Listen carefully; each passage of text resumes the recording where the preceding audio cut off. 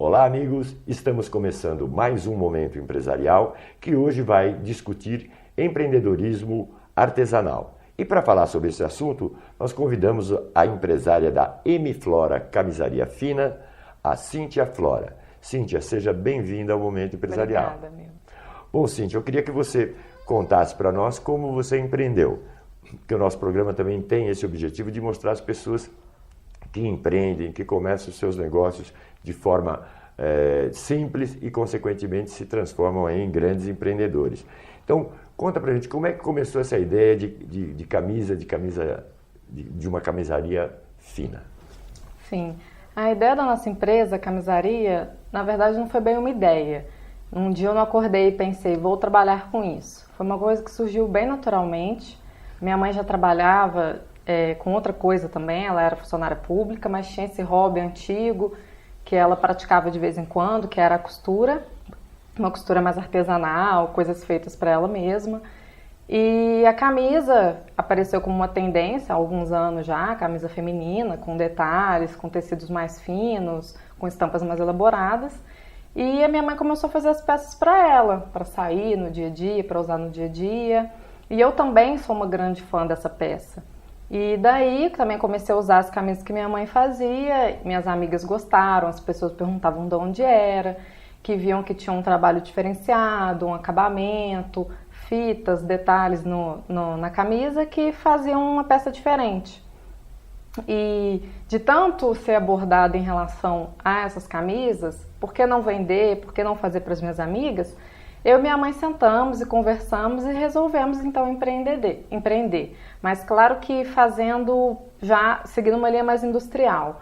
Camisas com numeração, que a gente trabalha do 38 ao 50, fazendo modelos diferentes.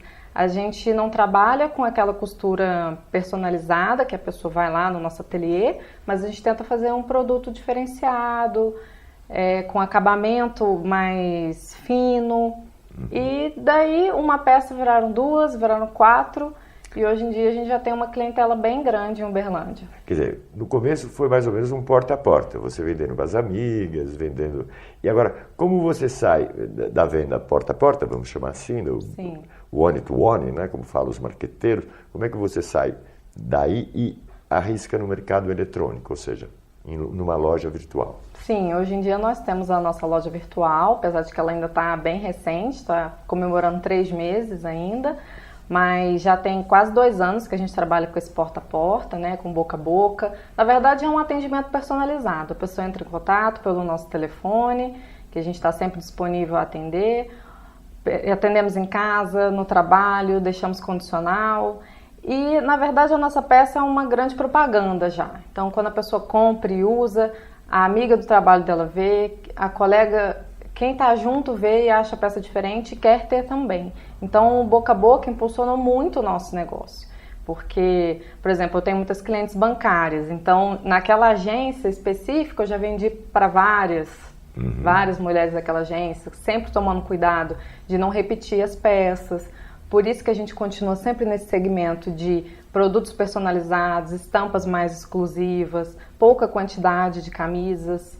Então, esse boca a boca ainda impulsionou muito. Mas, com as redes sociais, muitas pessoas também de outras cidades começaram a procurar a gente para ter essas peças em casa também. E no início a gente realizou essas vendas mediante depósito bancário, conversas nas redes sociais e despachando pelo correio. Mas a procura foi grande, então a gente resolveu investir sim nessa área da loja virtual, do e-commerce, que é a grande tendência mesmo do momento, né? E o engraçado é que o produto, né, ele vem assim a tampar uma necessidade do mercado, porque as mulheres no mundo corporativo, diferentemente dos homens, né, elas têm que ter, por exemplo, um traje tal discreto, e ao mesmo tempo executivo, ou seja, é aquele tailleur inglês ou é aqueles terninhos, e a camisa ela vem, o estilo de camisa que vocês produzem, ela vem justamente satisfazer esse nicho, não? Sim, a camisa é uma peça ótima para quem tem que usar no ambiente de trabalho. Porque o terninho ficou um pouco defasado, porque a pessoa às vezes repete muito aquele terno, porque é uma peça também um pouco mais cara. E, na verdade, por exemplo, no clima de Uberlândia mesmo, às vezes você tá com um terno, mas daqui a pouco já esquenta. Então você não aguenta ficar aquela peça. E a camisa você já usa ela todo dia, você tá super bem vestida. Se tá calor, se o tecido for um material mais leve, um tecido fino, você não sente essa dificuldade em relação ao clima. Se tá um pouquinho mais frio, você também tá bem agasalhada. E o grande charme da nossa camisaria é ter peças que trazem um pouco de feminilidade para essa camisa feminina, sabe? Não fica uma camisa tão engessada, só branca, só preta. Então a gente coloca detalhes na gola, bordinhas, flores, fitas, trabalha com estampas diferenciadas, que a mulher que é mais estilosa gosta muito de usar. A gente tem as peças clássicas também, mas a nossa linha tem uma certa personalidade, tem bastante atitude nas camisas, e eu acho que esse que está sendo o barato, por isso que a gente está tendo essa aceitação tão grande, sabe? Sair um pouco do comum. E a estrutura que você teve que formar? Você começou com uma estrutura pequena, e como é hoje, por exemplo, as costureiras e tudo isso? O nosso ateliê começou lá em casa mesmo, em um dos quartos da nossa casa, e trabalhamos basicamente só eu e minha mãe, mas sempre já procurando colaboradoras, costureiras na cidade, que também te ajudam, fazem como uma espécie de freelance, mas logo a gente sentiu essa necessidade de ter um espaço maior, uma mesa de corte maior, outras pessoas, mais máquinas para você conseguir ter um acabamento melhor, uma produtividade, né, ganhar tempo nessa produção, mas tentando sempre que ela continuasse bem fina, bem delicada. A gente, ainda que hoje nós já somos maiores, a gente tem um espaço alugado no bairro Santa Mônica, tem as colaboradoras que trabalham com a gente, temos as máquinas mais industriais. Mas naturalmente você teve que expandir em cima da demanda. Sim, tivemos que expandir em cima da demanda, porque ela foi ampliando e a gente tem que conseguir atender, né? É isso que move a gente, essa busca das pessoas pelas peças e a nossa busca pessoal mesmo, de aprimorar, de fazer novos modelos, buscar novidades para estar atendendo essas mulheres. Bom, eu no próximo bloco, então, eu gostaria que você contasse um pouco mais da trajetória e falasse um pouco também da sua mãe, como é que ela, porque ela que, querendo ou não, ela que foi a idealizadora da ideia, Sim. né? Então eu queria que depois você falasse um pouco da trajetória dela também. Combinado.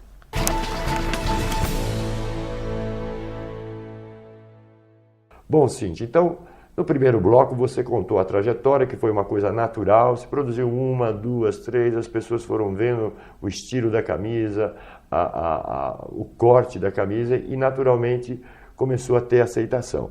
Mas quem foi a pessoa assim, que concebeu a primeira ideia foi a senhora, sua mãe. Sim. Quer dizer, como é que você, juntamente com ela, viram que tinha um espaço, que tinha um nicho aí para entrar? Conta um pouco sobre ela. Então, trabalhar com minha mãe é um prazer, assim. A gente dá muito certo, tem as mesmas ideias, tem os mesmos princípios. Então, quando a gente resolveu sentar para ajustar, e aí, realmente vamos fazer, vamos dedicar nosso tempo a isso, logo a gente achou que daria certo. Então, pela personalidade dela e a minha também, a gente não tem muito medo de desafios nem nada. E ela tinha acabado de aposentar, então foi um momento em que ela se reinventou. Ela se aposentou em quê? A minha mãe era servidora pública federal, da Polícia Federal. Então, uma área totalmente diferente, a área do direito, do crime, é uma coisa muito mais engessada. Então, trabalhar com moda é muito interessante. É feliz, é alegre, a gente vê o retorno das pessoas usando e gostando. Então, ela sente isso também. Então, parece que esse trabalho artesanal, quando ele é reconhecido, ele dignifica, né, a pessoa. Então, daí a gente achou que ia realmente funcionar e tem funcionado, mas não é uma coisa que você consegue parar para pensar muito, sabe? As coisas vão acontecendo, é um turbilhão de coisas. Logo a gente estava vendendo uma quantidade maior, logo a gente desenvolveu outros modelos, a nossa grade foi ficando maior também. Hoje a gente já está bem conhecido, já somos uma referência para quem gosta de camisa, nossos clientes voltam. Então, mas não é uma coisa que você consegue muito dimensionar, sabe? Vai acontecendo e quando você Então, vê... e como é que é o planejamento, por exemplo? Agora, uma coisa natural e que parece que começa a crescer. Como que você pensa, por exemplo, como não fugir às rédeas, por exemplo? Qual é o planejamento que vocês fazem? Isso é porque isso para a gente funciona por ter muito pé no chão, sabe? A vontade de empreender, de crescer, de ser uma grande marca é muito grande, sim.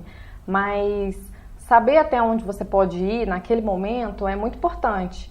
Então, como minha mãe, como servidora pública, é um outro tipo de cabeça, né? Você estuda, passa no concurso, tem aquele salário todo mês, é uma coisa fixa, você sabe até onde você pode ir, o quanto que você pode gastar. Então, isso sempre foi passado lá em casa, sabe? Então, a gente leva a empresa, conduz a administração com muito pé no chão e por isso que vai dando certo. Então, a gente começou a investir nas redes sociais, e depois foi dando retorno, não, então agora vamos montar a loja virtual, mas para conseguir atender, para não dar aquele furo de dar um passo maior do que as pernas e depois se queimar no mercado. Então, esse é o ponto principal. Claro que quando a gente foi abrir a empresa, minha mãe foi no Sebrae, teve todas as orientações, eu converso muito com pessoas da área, pesquiso na internet, mas não sou uma administradora de formação, né? Então, a gente vai conversando e as pessoas vão agregando valor e a gente tenta seguir o rumo certo. E também, a todo momento, é hora de você corrigir o rumo, né? Se vê que por aqui não está dando certo, a gente muda, cabeça erguida, os tombos eles acontecem, como já aconteceram com a gente também, mas a vontade de vencer e a disposição para isso é maior. Por exemplo, eu tenho certeza que o público telespectador tem uma curiosidade. Um dos grandes problemas de começar um novo negócio é que boa parte, por exemplo, sei lá, não tenho esse número, mas 60%, 70% não passam de um primeiro ano, de um segundo ano. E uma coisa muito importante é o quê? Além do investimento, é o capital de giro. Como é que vocês administram isso? Assim, como é que vocês se planejam? Como é que por exemplo, vai a bancos, vai buscar no mercado financeiro? Como é que faz para você manter o capital de giro? Sim. No início, a gente teve uma certa facilidade em relação a minha mãe já ter um salário, então a gente não estava contando com a empresa, às vezes, para já retirar valores. Então, isso foi um ponto importante. Então, esse é um ponto importante para o empreendedor. A gente tem que fazer um negócio, mas não pode pegar para o labore do negócio, né? Você tem que ter alguma coisa paralela para que tudo que se entre na organização seja reinvestido. Sim, sim. Isso a gente faz até hoje. Então, esse já foi um ponto positivo no início, né?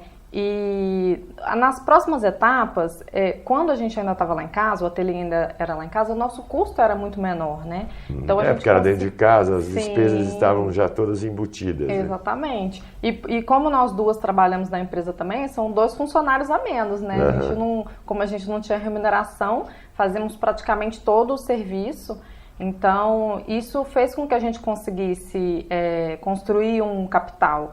E só depois que ele já estava construído, que a gente sentiu a necessidade de ampliar e viu que poderia pagar todas as despesas dessa ampliação, dessa mudança, da locação do espaço e da contratação também de funcionárias, porque você tem que contratar as pessoas da forma legal. E a gente já tinha esse capital reservado para fazer isso. Então, a gente vai administrando assim, vai observando quanto que está entrando, quanto que está saindo, mas sempre tem o banco ali à disposição. A gente evita um pouco pegar, mas às vezes precisa, porque o dinheiro demora um pouquinho para entrar por causa das vendas parceladas, mas a gente tem uma reserva e vai coordenando. Isso é muito importante. Isso é muito importante para quem se propõe a ser empreendedor, fazer essa mesma análise que vocês fizeram, né? Ou seja, investir no próprio negócio e não fazer retiradas ou coisa desse tipo. Porque esse é o grande problema desse número muito grande de empresas que não passam do primeiro e do segundo ano, né? Sim. Agora, como é que você vê agora o crescimento? Como é que foi a experiência com o e-commerce? O e-commerce, apesar das pessoas acharem até que é uma coisa bem fácil, que você não tem gastos, né, porque você não tem uma estrutura física e que a internet é uma coisa muito rápida e que vende muito, não é por aí, sabe? Existe um investimento para você... Que não é pequeno, né? Porque fazer um site de e-commerce é diferente de fazer um site comum, né? Sim, ele tem uma plataforma mais trabalhada, mais, né? Complexa. Você tem que procurar um profissional competente, porque pelo que me foi passado na época, se você fizer um e-commerce e a plataforma ou o sistema não funcionar, você começa do zero, então aquele valor foi perdido. Então você tem que procurar um bom profissional e isso realmente não vai sair barato. Tem que contratar essas operadoras como a gente usa o PagSeguro, para você ter uma certeza na venda e trazer confiança para o seu cliente. E tem que investir também nas redes sociais, na publicidade online. A publicidade é um investimento também, de certa forma, alto. Então, o que você às vezes economiza com a funcionária, você tem que ter ali um funcionário virtual, uma publicidade funcionando para você. Não é gasto, né? É investimento também. É investimento, para você ser conhecido na internet. No próximo bloco, então, eu gostaria que você falasse para nós, então, um pouco de tendências que vocês vão para 2015 e como você vê esse mercado de camisas finas.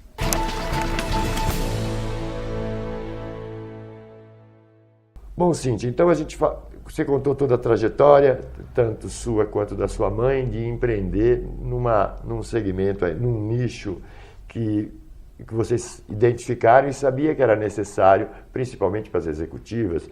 Uberlândia é uma cidade que tem muitas empresas e, consequentemente, muitas mulheres executivas exercendo, e o seu produto veio a sanar essa necessidade, vamos dizer, né? Embora seja um produto local, mas que tem um alcance nacional. Agora, conta para mim, como é que você vê, pensando em tendências de moda e tal, o que vocês preparam, quer dizer, o que a moda está ditando para 2015? É importante ressaltar isso, que nós somos uma camisaria, mas estamos sempre antenados no que está acontecendo, na moda, nas tendências internacionais, nas marcas famosas, adaptando sempre ao clima brasileiro em relação a material, a tecido e ao gosto também dos nossos clientes, que a gente tem um perfil já da nossa clientela, sabe? Claro que abrangemos tanto o público um pouco mais jovem, adolescente, 20 anos, que já usa umas estampas mais ousadas, e as mulheres mais clássicas também, que querem usar peças bonitas, diferentes. E agora, para esse inverno, o que eu tenho visto é que vai voltar a usar o militar. Então a gente vai tentar trabalhar bastante com essas cores, o verde, o camuflado, verde oliva, mas deixando a peça bem feminina, porque nem todo mundo gosta de usar uma peça assim mais arrojada, mais dura, né? E tem a cor do ano também, que é um vermelho, tipo um bordô, um vinho. A gente vai trabalhar várias camisetas nessa cor, tanto na seda quanto no algodão. É uma cor que fica muito bonita, serve bem tanto para branquinha quanto para morena, para loira, fica ótima. E a peça jeans, né, que é um clássico, a gente vende praticamente o ano inteiro, mas no inverno tem uma procura maior também. O jeans e o xadrez, que também a gente gosta de trabalhar, mas com umas cores um pouco mais femininas e mais atenuadas também. A gente vai usar muito um xadrez branco com rosa. O rosa também a gente gosta de trabalhar, fazendo uma escala degradê com esse bordô que vai ser usado, a gente também vai usar um pouquinho mais do rosa. E as peças clássicas, o preto... as cores um pouco mais fechadas, o azul marinho, mas a gente tem uma coleção muito bonita com azul marinho de poá, que a nossa clientela também tá... A bolinha, né, o poá a gente faz, vende. São cíclicos, né? Tanto o xadrez quanto o poá, eles vão e voltam, né? Sim, a gente vai mudando o poá, hora a gente trabalha ele um pouco na seda. O poá é mais clássico, no algodão, né? Também, ele é clássico e ele é bem feminino, ele traduz mesmo a alma do nosso público. A gente só vai variando as cores, o tamanho, mas ele também vai estar presente na nossa nova coleção e me parece também que a moda internacional tem umas coisas bastante geométricas. A gente vai estudar uma maneira de trabalhar isso de acordo com o nosso segmento, né, com a nossa linha. Uma curiosidade, aonde você busca referências, por exemplo, para saber de tudo isso? Pois é, eu fico conectada praticamente o dia inteiro. Então, nas redes sociais, eu sigo os perfis das grandes marcas, acompanho os principais blogs do país e também na hora de procurar o material em si, a gente vai perguntando e vendo o que está vendendo, o que está saindo, mas nada como ir pessoalmente também nas fábricas, na loja de tecido e ver com os próprios olhos o que é bonito, o que é belo de se ver, o que vai fazer uma camisa bonita, né? E eu continuo fazendo isso pessoalmente e não pretendo mudar. Eu acho que a minha contribuição ao negócio é essa. Tá. E como você segmenta o portfólio? Ou seja, você tem a camisa A, B e C. Como é que você faz isso? Quer dizer, você dirige para um determinado público, preço, qualidade, porque você falou de algodão e seda, né? Sim. Como é que você divide o seu portfólio? Eu tentando fazer uma mescla entre, na verdade, mais entre estilos. Eu não penso muito em preço, eu penso em acabamento, em qualidade e na peça pronta, o que vai ficar bonito, sabe? Então, a gente tem uma linha de algodão de tricoline com elastano acetinado que vende muito bem, principalmente para quem trabalha de camisa, mas também para quem quer ter uma peça lisa para usar no dia a dia, ir no cinema, fazer uma viagem. Camisa é uma peça muito escolhida para aeroporto, impressionante. Mas é mais pelo que eu acho bonito, sabe? Depois a gente vê uma questão de preço. O que eu tento diferenciar é conseguir ter peças que traduzem um pouco essa minha clientela, que é um pouco mais jovem e tem um pouco mais de personalidade, gosta de peças mais marcantes, e um pouco do clássico, mas o clássico também sem ser muito sem graça. A gente praticamente não tem peças totalmente lisas, é uma coisa difícil de eu trabalhar porque eu quero fazer uma coisa diferente. Quebrar um pouco essa coisa do clássico. Assim. A gente tem por exemplo, a gente tem uma camisa branca de seda, mas ela tem botões de pérola, então os nossos botões são trabalhados, ou eles têm strass, tem pérola, tem um acabamento no metal que não descasca. São, às vezes, elementos mais caros para compra e que, às vezes, tem que ser repassados produtos, sim, mas vale. Vale o produto final, sabe? E as clientes gostam disso, elas apreciam isso. Então, a gente divide mais ou menos dessa forma. Quer dizer, a maior preocupação é no detalhe, né? É no detalhe. Em fazer com que aquela peça seja diferente de outras, de quando a mulher usar, ela ser elogiada, a pessoa fala, nossa, como você está bonita, você está diferente, nossa, camisa estilosa, camisa diferente. Então a ideia é essa. E atendendo também ao nosso público, a gente também entrou um pouco na linha de peças sem manga, que também justamente por querer atender a cliente, que ela tenha uma peça às vezes para usar em vários momentos, a gente tem as camisas e também temos a linha de regatas, mas com acabamento mais fino também, com renda aplicada, com babado. E aqui o clima pede muito isso, né? Porque o Uberlândia tem uma época do ano que fica muito seco, né? Pede. Então a gente vai tentando atender e fazer com que a cliente esteja sempre satisfeita e sempre com a M-Flora. Que legal. Cíntia, eu queria te agradecer muito a sua presença aqui no Momento Empresarial e queria deixar as câmeras à sua disposição para os seus recados finais. Tá, obrigada pela oportunidade de poder falar um pouquinho da nossa empresa. Hoje em dia eu respiro isso e estou sempre já falando sobre isso, mas agora falar para uma gama muito maior de pessoas é um privilégio mesmo. O que eu quero dizer é para você que gosta de camisa, gosta de uma peça diferente, com acabamento, com estampa, com uma peça que vai traduzir às vezes a sua essência e você vai estar diferente aí do comum. Procura o nosso site, www.mflora.com.br. Lá você vê as peças, vê os detalhes, a numeração disponível e compra por um sistema super seguro.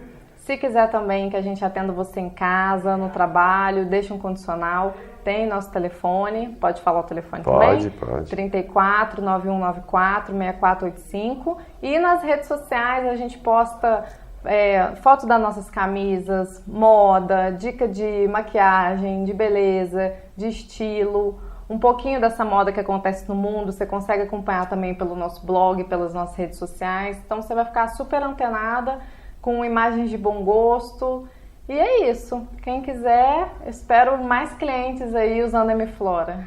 Legal. Te agradeço muito, Cíntia, mais uma vez. Milton. Queria agradecer também a você, público telespectador, que nos prestigia semanalmente com a sua audiência. Aproveitamos para agradecer também aos patrocinadores, em especial a Aramis do Uberlândia Shopping, que prestigia o programa. É isso aí, mais uma vez obrigado pela audiência e até a próxima semana.